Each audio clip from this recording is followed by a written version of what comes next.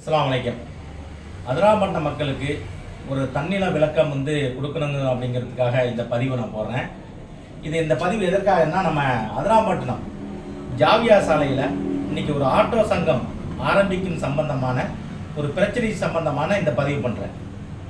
இந்த ஆட்டோ சண்டை பிரச்சனையுடைய விளக்கம் அப்படி என்னன்னு கேட்டிங்கன்னா, தக்குவாப்பள்ளியில் மனிதநேய மக்கள் கட்சிங்கிற ஒரு ஆட்டோ சண்டை அங்கே இருக்குது. அந்த ஆட்டோ ஸ்டாண்டில் ஒரு 3 வருடங்களாக ஆட்டோ ஓட்டக்கூடிய ஒரு பையன் வாசிம் கான் என்கிற ஒரு பையனை என்ன பண்ணுறாரு, அவர் தன்னுடைய பெரியம்மா மகளை திருமணம் முடிச்சுக்கிறார். விருப்பத்தின் பேரில், சிறு வயசுலேருந்து பேசியிருந்த பெண்ணை விருப்பத்தின் பேரில் திருமணம் முடிச்சுக்கிறாரு.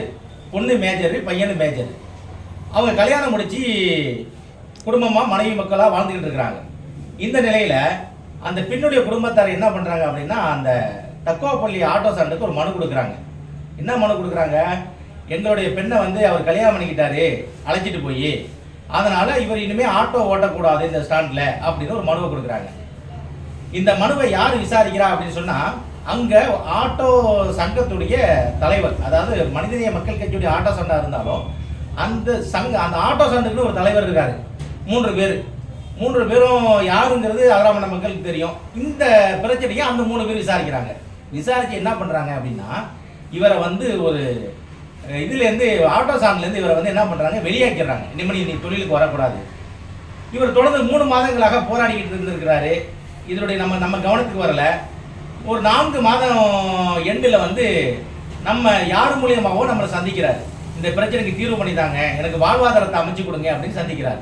அந்த அடிப்படையில் நான் அந்த ஆட்டோ ஸ்டாண்டுடைய நிர்வாகியை சந்தித்து, இந்த பையனை வாழ்வாதாரம் பாதிக்கப்படுது, இந்த திருமணங்கிறது குடும்ப சம்பந்தப்பட்ட பிரச்சனை, அதனால் அது குடும்பம் பார்த்துக்குவாங்க, அந்த பையனுடைய வாழ்வாதாரத்துக்கு வழிவகை செய்யுங்கன்னு சொல்ல போகும்போது நம்மளை அவமதிக்கிறாங்க. அந்த இடத்த என்ன செய்கிறாங்க அப்படின்னு சொன்னால், இப்போ பேச முடியாது, 2 மாதம் கழித்து தான் பேச முடியும் அப்படின்னு சொல்கிறாங்க. இந்த நிலையில் நான் அடுத்த கட்டம் என்ன சொல்கிறேன்னா, நான் நீங்கள் இதை செய்யலைன்னா நாங்கள் அடுத்த கட்டத்துக்கு போகும்போது என்னை நீங்கள் தப்பாக நினைக்கக்கூடாதுன்னு சொல்ல போகும்போது அவங்க அதுக்கு எந்த ரெஸ்பான்ஸும் கொடுக்கல. அப்புறம் நாங்கள் காவல்துறையை அணுகிறோம். காவல்துறை மூலயமா நடவடிக்கை சொல்கிறோம். காவல்துறைகளை அங்கே ஒரு குழப்பம் ஏற்பட்டு காவல்துறை என்ன செய்கிறாங்க, இந்த பிரச்சனையை பேச முடியாது அப்படிங்கிற விஷயத்தில் என்ன பண்ணுறாங்க, வெளியாக்கிடுறாங்க. அப்போ இவங்களுக்கு வாழ்வாதாரம் ஏற்படுத்தி கொடுக்கணும் அப்படிங்கும்போது இந்த ஆட்டோ சங்கத்தில், தக்குவாப்பள்ளி மனிதநேய மக்கள் கட்சியுடைய ஆட்டோ சங்கத்தில் ஒரு 4 தோழர்கள், எங்கள் கட்சியை சார்ந்த தோழர்கள், இந்திய கம்யூனிஸ்ட் கட்சியை சார்ந்த தோழர்கள் 4 பேர் அங்கே உறுப்பினராக இருக்காங்க. அவங்க என்ன சொல்றாங்க, இந்த அநியாயத்தை நாங்கள் பார்த்துக்கிட்டு இருக்கோம்ல, அதனால எங்களுக்கு தனியாக ஒரு ஆட்டோ ஸ்டாண்டை அமைச்சு கொடுங்கன்னு என்னை கேட்குறாங்க.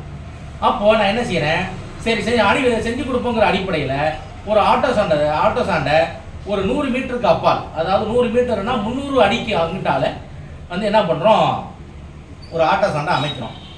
இந்த ஆட்டோ ஸ்டாண்டை அமைத்து என்ன பண்ண போது வேலை நாளை காலையில் இன்று காலையில் அதனுடைய திறப்பு விழா. நேற்று மதியம் என்னை ஜமாத் அதிராம்பட்டினத்துடைய கீழத்தரு அல் முகமதியா நூருல் சங்கத்துடைய ஜமாத் தலைவர் என்னை ஃபோனில் தொடர்பு கொள்கிறாரு. அப்போ என்ன சொல்கிறாரு அப்படின்னு சொன்னால், நீங்கள் புதியாக ஆட்டோ ஸ்டாண்டை அந்த இடத்துல அமைக்கிறதுல நீங்கள் ஒத்தி வைங்க, அது என்னன்னு பேசி தீர்த்துக்கும் அப்படின்னு சொல்கிறாங்க. அப்போ நான் சொல்கிறேன், இல்லை தோழர், நான் இதுக்கான எல்லா முயற்சி நான் எடுத்துட்டேன். மாவட்ட மாநில நிர்வாகிகளாம் நாளைக்கு திறப்பு விழாக்கு வராங்க, பிரச்சனையுடைய சாராம்சம் இதுதான் அப்படிங்கிறத நான் தெளிவுபடுத்துகிறேன். அவங்க அதற்கு பதில் அவங்கள்ட்டேருந்து அதுக்கு தகுந்த பதில் இல்லை. எப்படின்னா, அவங்க செய்த தவறு என்பதை அவங்க சுட்டி காட்டவில்லை, நம்ம ஆட்டோ ஸ்டாண்டு திறக்கிறது தான் தவறுங்கிறத அவங்க சுட்டி காட்டுறாங்க. அப்போ அவங்களுக்கு எனக்கு வாக்குவாதம் ஏற்படுது. அப்போ நான் பார்த்துக்கிறேன்னு சொல்லிட்டு என்ன செய்யறாரு, ஜமாத் தலைவர் டக்குன்னு போனை வச்சிடறாரு. என்கிட்ட போனில் பேசும்போது என்ன பண்ணுறாரு அப்படின்னா, ஒரு 20 பேரை உட்கார வச்சு சங்கத்தில் அவுட் ஸ்பீக்கரில் போட்டு பேசியிருக்கிறார். இது ஒரு ஜமாத் தலைவர் செய்யக்கூடிய விஷயமா என்பதை நம்ம அடுத்த கட்டத்துக்கு வருவோம். அப்போ என்ன செய்யறாங்க அப்படிங்கும் போது, இரவு 10 மணிக்கு, நேற்று இரவு 10 மணிக்கு திருப்பி காவல்துறையில் ஒரு புகார் கொடுக்குறாங்க.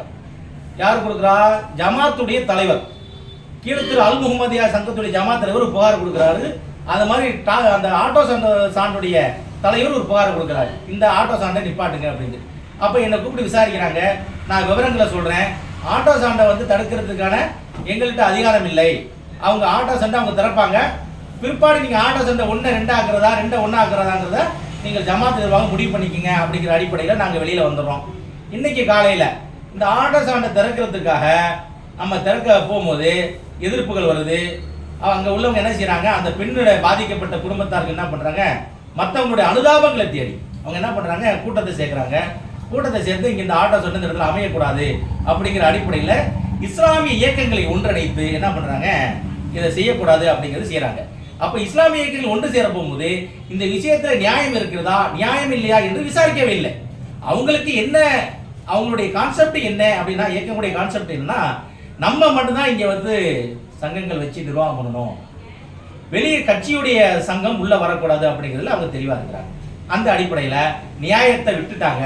இந்த பையனை வந்து 3 மாதம் சஸ்பெண்ட் செய்து தவறு என்பதை விட்டுட்டாங்க. இவர் வந்து சட்டப்படி தான் இவர் கல்யாணம் செஞ்சாரு அப்படிங்கிறத விட்டுட்டாங்க.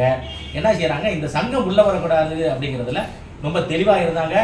அதனால என்னன்னா, ஒரு பதட்டமான சூழ்நிலை அதிராமணத்தில் உருவாகி விடுகிறது என்பதை நாங்கள் கருத்தில் கொண்டு என்ன செய்கிறோம், ஒரு மசூரா பண்ணி நாங்கள் மாவட்ட மாநில நிர்வாகிகளோட தொடர்பு கொண்டு என்ன செய்கிறோம், அந்த இடத்துல நமக்கு வந்து இப்போதைக்கு வேணாம், வேற இடத்த மாற்றிக்குவோம், இடத்த மாற்றி அதே ஜாவியா சாலையில் வேற இடத்துல நகராட்சியுடைய அனுமதியோடு விவோவுடைய அனுமதியோடு ஒரு ஸ்டாண்டை வைப்போம், அதுவரை தற்காலிகமாக ஒத்துவீங்க அப்படிங்கிறது இந்த பதட்டமான சூழ்நிலைக்கிறது. ஏன்னா இந்திய கம்யூனிஸ்ட் கட்சி அதிராமணத்தில் ஒரு பதட்டமான சூழ்நிலையை உருவாக்குவதை விரும்பவில்லை.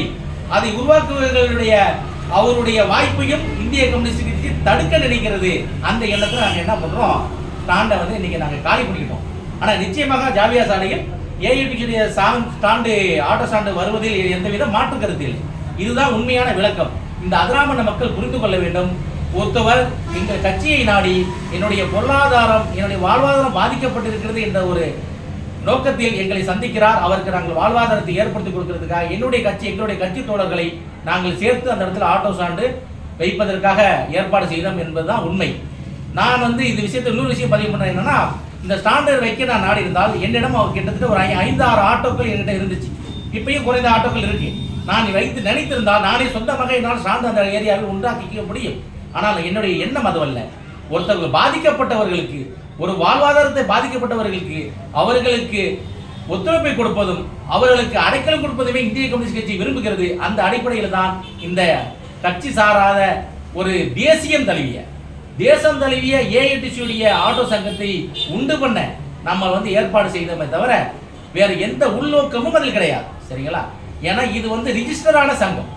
அங்க இருக்கக்கூடிய சங்கத்தினுடைய நிலை என்னன்னு அதெல்லாம் நமக்கு தெரியும். இது ரிஜிஸ்டரான சங்கம். இந்த சங்கத்தை உருவாக்குவதில் அவர்கள் ஏற்பட்ட ஒரு நெருக்கடியின் காரணமாக தற்காலிகமாக நிறுத்தி வைக்கப்பட்டிருக்கிறது. இதுதான் உண்மை. ஏனால் வந்து அல் முகமதியாவுடைய சங்கத்துடைய தலைவர், அதனுடைய நிர்வாகிகள் 3 மாதம் ஒரு பையனுடைய வாழ்வாதாரம் பாதிக்கப்பட்டிருக்கிறது என்பது எந்தவிதம் கவலை கொள்ளாத அந்த நிர்வாகம் ஆட்டோ சாண்டு வருவதில் தான் அவர்களுக்கு வருத்தம் வந்திருக்கிறது. அதுக்காக மக்களை ஒன்றிணைத்திருக்கிறார்கள். இந்த போராட்டத்தை கையில் எடுத்திருக்கிறார்கள். ஒரு அந்த வார்டுடைய 19 கவுன்சிலர் நான் அப்படியா இருக்க போவதுடைய சூழ்நிலையில் என்னை கூப்பிட்டு என்னை இந்த பிரச்சனையை பற்றி விசாரிக்காமல் அவர்கள் போராட்டத்தை கையில் எடுத்தது அது ஒரு நல்ல ஒரு